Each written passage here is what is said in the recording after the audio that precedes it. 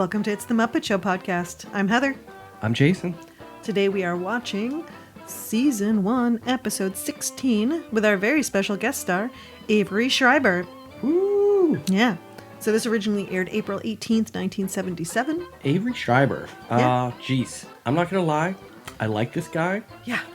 But outside some very bizarre Doritos ads that we kind of just watched, and this... We rewatched a lot of Doritos ads. I don't remember him in Men in Tights, which is when he would have come up on my radar, but I don't really... I think he had a small role in Men in Tights. He was a voice actor, of course, because he has that crazy voice. Yep. The Smurfs, which is weird. DuckTales. Jack Burns, who was his original partner. That's where I was going to go next. So they were brought back together, going to the end before the beginning, but they were brought back together in Animaniacs. With Avery was Beanie the Bison and Burns was Sid the Squid. I loved Animaniacs a lot. Oh, yeah, you just mentioned Jack Burns. Yep. So Avery Schreiber and Jack Burns were kind of like a comedy duo in the 60s. And they did a lot of, stage and television and movie performances. And Jack Burns, among other things, was a writer and producer on The Muppet Show for the first season. Sure. As well as Hee Haw. So, I mean, they were friends, and Jack was a writer, so it's an obvious... Yeah, they're of course going to get Avery back. So Avery started performing in the military in like the early 50s.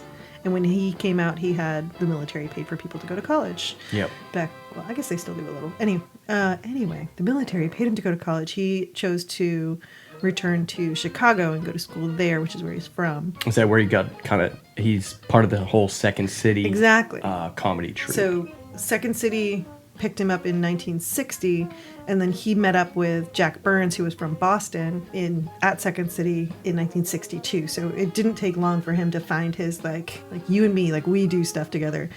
And they kind of took off from there. So, but their first, I think this is one of the earliest Muppet Show related, first appearances. So he and Jack worked with Rolf on a variety series called Our Place in 1967. Oh, cool. That's super early for all of these actors to come in contact with Muppets. Sure, definitely. So outside of the before-mentioned Robin Hood Men in Tights, he was in a fair amount of movies I don't recognize. Don't Drink the Water in 1969, Deadhead Miles in 72, Swashbuckler, The Conquered, Airport 79, Silent Scream, Scavenger Hunt. Again, he was just like that kind of classic character actor. He would just show up in a lot of things. Sort of and when Jack started writing more, he started doing more guest stars, early on in Dukes of Hazzard and Alice, and then later on in Get Smart, The Love Boat, Saved by the Bell, apparently. Yep. And then the 85 Twilight Zone revival. So he just kind of bounced around. He was just never really the leading man, but just always doing something. Awesome. Let's see how he deals with the Muppets. And if you want to see a bunch of old great footage, including all the Dorito ads, his son Joshua Schreiber has a really active YouTube channel. Oh, cool. Including Josh's 90s rap rock bands, which give it a listen.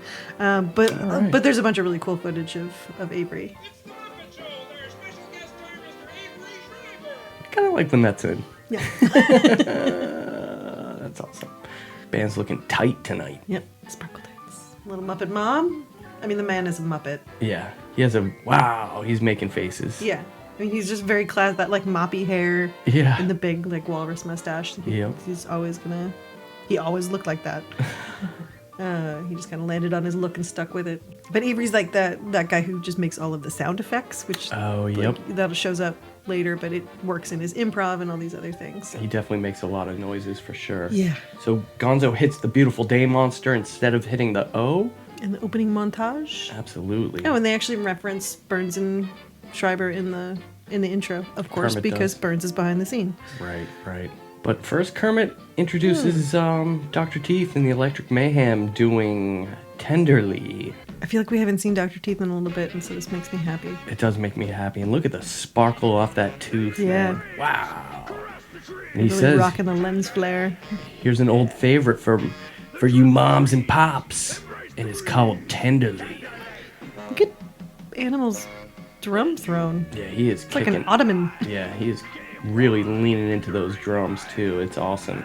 So this is normally a very slow, kind of tender song, and the Electric Mayhem are ripping it up. It is awesome. Oh, I forgot about this one. Tandale! Tandale! So this song was first published in 1946 with music by Walter Gross and lyrics by Jack Lawrence, who was a co-producer on Lena Horne's one-woman show. Sure. Recognize that name. So that kind of brings it around. No, they're all connected. All of these things are connected. Nat King Cole, Rosemary Clooney, and Louis Armstrong have great versions of Tenderly. Oh my God. Tandale! I love anytime the Electric Mayhem is on screen. I'm captivated. And look at that, the holographic ribbon. I was just admiring that. Wow. Somebody was really excited when they found that at the craft store. Yeah. Wow. That was a great number. I feel like they should all be panting at the end. They were. Tomato joke from Statler and Waldorf. Mm-hmm. Didn't really land that great. Warm, sensitive. My grandmother would love it.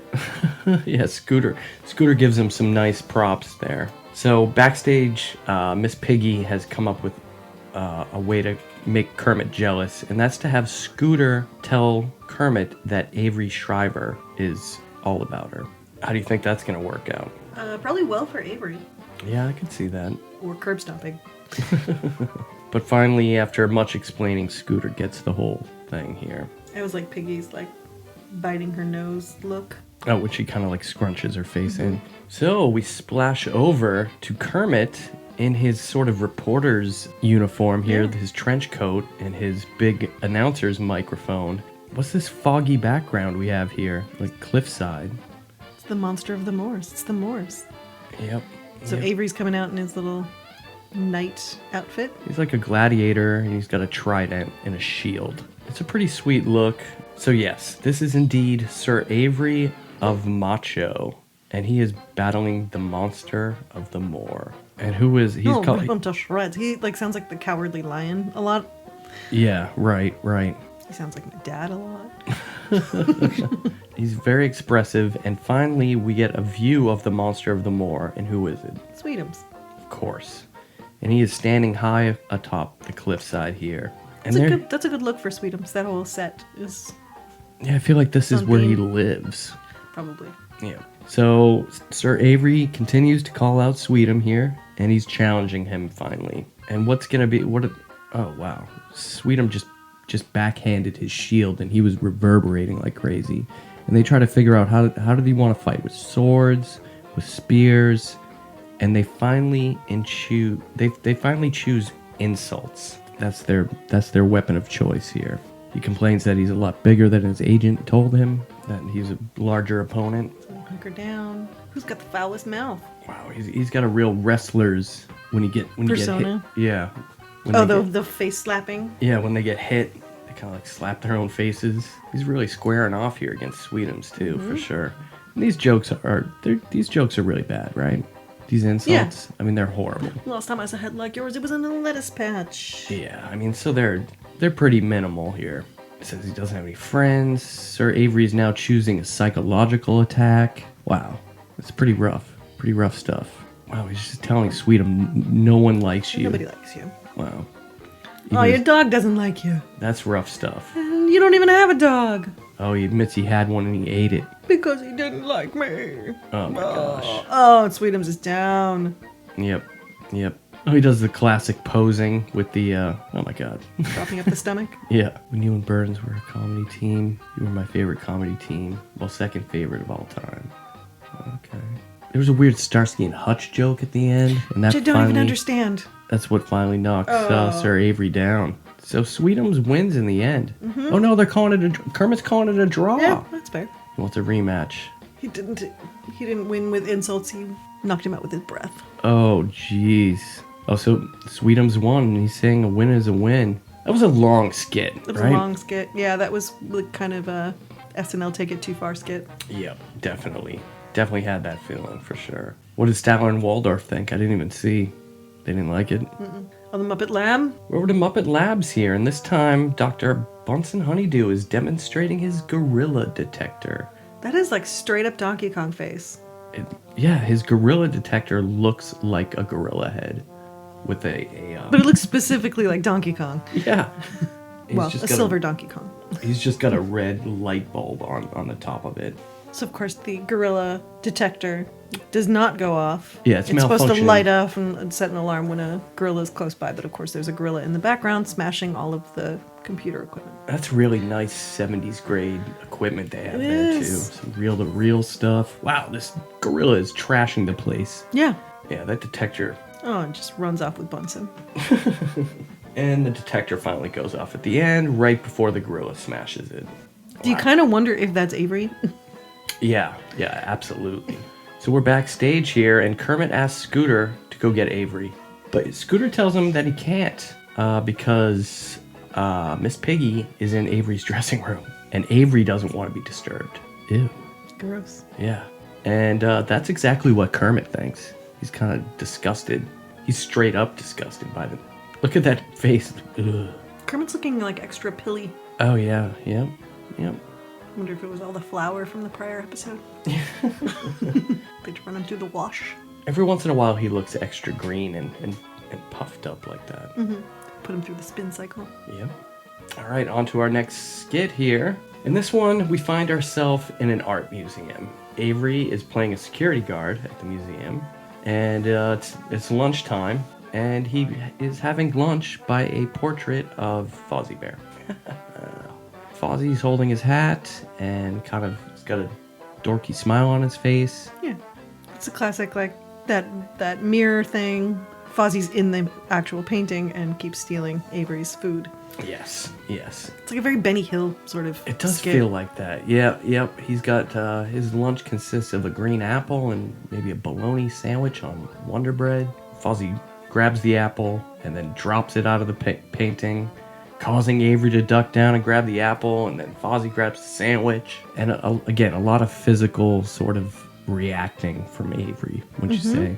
Like gasps and Yeah. No there's no words in No this words one. through the whole thing. Just, I think it is. It might be an old Benny Hill sketch. Yeah. And then Avery finds himself in the painting fighting Fozzie over the sandwich.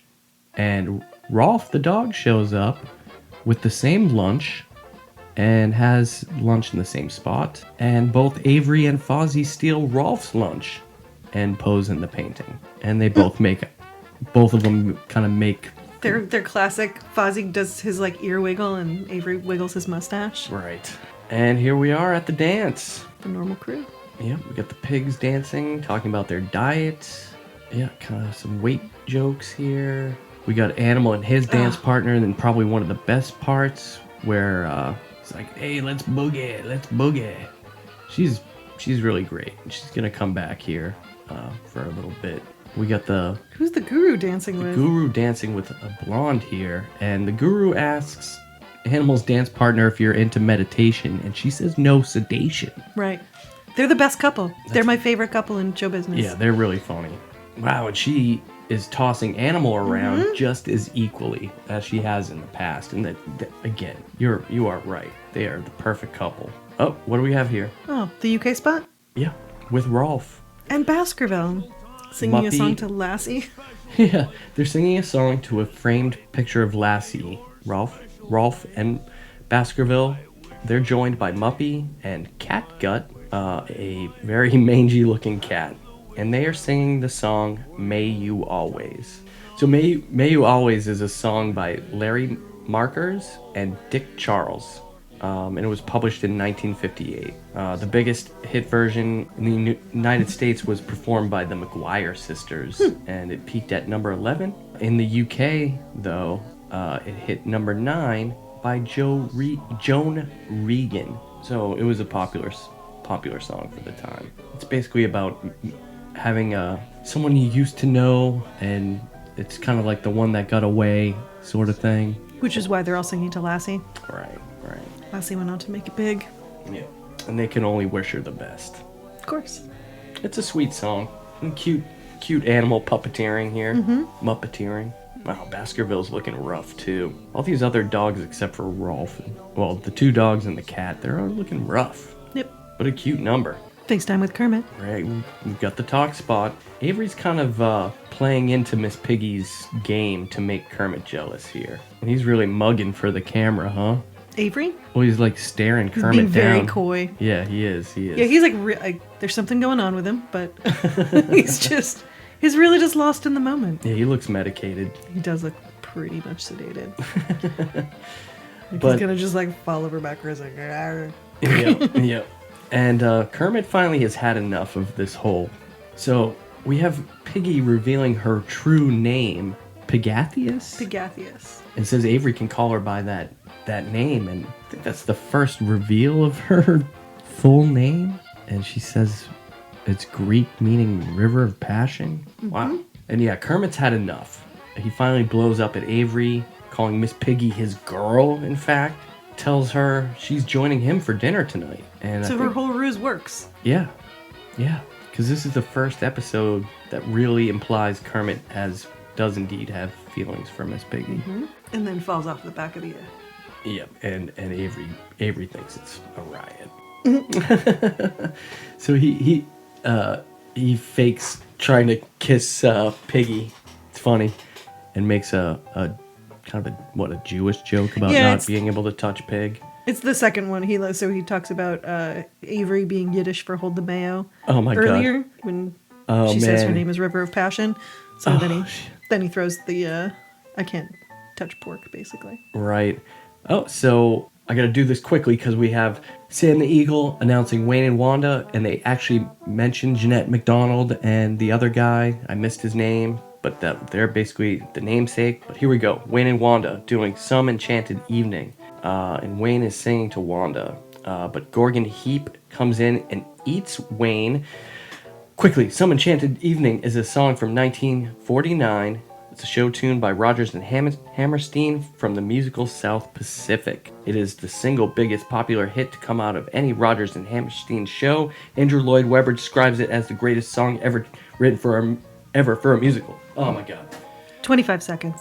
And now we're to Veterinarian's Hospital, and Piggy's doing her eyebrows, even though she doesn't have any.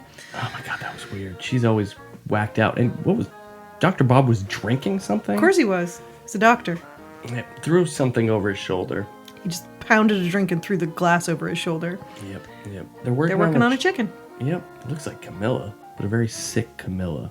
Oh, Makes a joke about being a bird dog. yeah, that was good. Yeah, so basically all the jokes in this one are indeed bird related because Because there's a chicken. yeah, the chicken's the patient, and they every time after the punchline, Rolf really bashes the chicken. Ooh, chicken curry fricassee, and The chicken tonsillectomy. A chicken Fricassee. curry fricassee. and the punchline nice. was basically that the skit is a turkey. And Dr. Bob's run afoul of a fowl. Yeah. Oh my God, so many bird puns. But I'll always stand for Veterinarian's Hospital for sure. Yep. So we're backstage, and Kermit reveals to Piggy that he's actually not jealous. But Scooter had let him in on the thing, the trick the whole time. Scooter's trying to play it off like he's not in trouble here with Piggy learning the news. What happens here? Boom, front attack. Ooh. Oh, no stomping because she just kicked him out of the frame. Yep. Piggy front kicks and swats Scooter. Jeez, calls Kermit flipper face. Will they, won't they, will they, won't they? Right? Here we go. We got Fozzie's comedy act. He's getting heckled right off the bat. Must have been kind of fun for Jack Burns to write a skit for Fozzie and Avery. Right. Well, Work actually, Avery yells out and mentions Jack in this skit here. So Avery comes out to defend Fozzie against Statler and Waldorf, relating how he's used to being heckled by his comedy partner, being Jack. He convinces Fozzie to try a bit that he's always wanted to do. It's a banana in the ear gag. When Fozzie tries it, the joke fails to get a laugh, but when Avery does it, the audience and Statler and Waldorf love it. And what makes it work?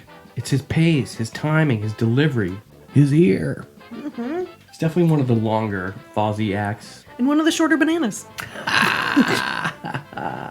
It is a very small banana. Yeah, it's weird. Yeah, Fozzie's confused why it See, works. Jack, I told you it'd work. It's the greatest in animal life. Yep. Wow, Statler and Waldorf are losing it. I've never seen them react that hard and just got punched in the face. Yeah, Waldorf just punched Statler in the face at the end. Ooh, and A quickly. Muppet Nudes flash that lasted maybe 0.5 seconds. Yeah, because just like episode 105, there is no news tonight. And here we go. We have Avery Schreiber performing the song, Make a Song, with some Kuzbanians. Oh, and Shaky Sanchez, the freaked out Muppet. Sure. A Muppet named Mel, and It's the orange one in the upper right. Fez Boobs. Yikes. Yeah. And this is so, okay, I grew up with my dad playing guitar and also making a lot of weird noises. Mm-hmm. And so my dad totally sang this to me. Oh, wow. Yeah. Yep. Well, this Make a Song is actually an Avery Schreiber original. Believe Of it course, or not. because nobody else makes those noises. Yep, and it's kind of like scat. It's a scat kind of way of singing. Mm-hmm. And it was arranged by Derek Scott, who is the arranger and piano player for The Muppet Show. Nice. So they wrote this, did they write this specifically for this skit? Seems like it. Nice. Scatting continues. But it's a fun song, and he's just making faces the whole time. He's got an awesome shirt on there. Mm-hmm. I would wear that. It's kind of like a checkered. Yeah, and loses it. He gets down with it. Yeah. Oh my god, yeah, he is a Muppet, straight up. Mm-hmm. Oh, and he raises his eyebrows and tweaks his mustache at the end. Wow. I feel And like that these brings are, us to the end. That's a nice outfit. yeah, a very sharp suit. I feel like Avery's really concerned for Kermit. Well, Kermit brags to Avery about having control over the relationship with Miss Piggy, and then she comes out and, karate chops him. Yeah, so Avery starts by, talking about how Miss Piggy has a really bad temper. Yeah. And Kermit's like, no, defending his abuser. Yeah. And Avery's like, yeah, I'd like to see a man in control, Kermit, as he's laying on the ground, Yep, holding his karate wounds. getting curb stomped. Yeah. So, geez, what'd you think? I really like it. I mean, he is a Muppet. Yeah, it was a fun episode for sure. Mm-hmm. And he fits in perfectly with the Muppets. True. You know who we have next? We have Ben Vereen. Yeah. That Yeah. should be awesome. Absolutely. Singer, dancer, funny man. Should be a good one. Absolutely. Until then, thank you for listening. For more It's the Muppet Show podcast, check us out at itsthemuppetshowpodcast.com. You can also listen and watch full clips with us on YouTube at /It's the Muppet Show podcast, where you can like and subscribe. Like and subscribe. You can hear us on all major podcast providers, wherever you get them. Spotify, Apple, Anchor, Google Podcasts, where we definitely would like you to like, subscribe, follow, give us a review, give us the stars. You can also write to us with questions or comments at MuppetShowPodcast@gmail.com. Woo, that's exciting. Until then, see you next time.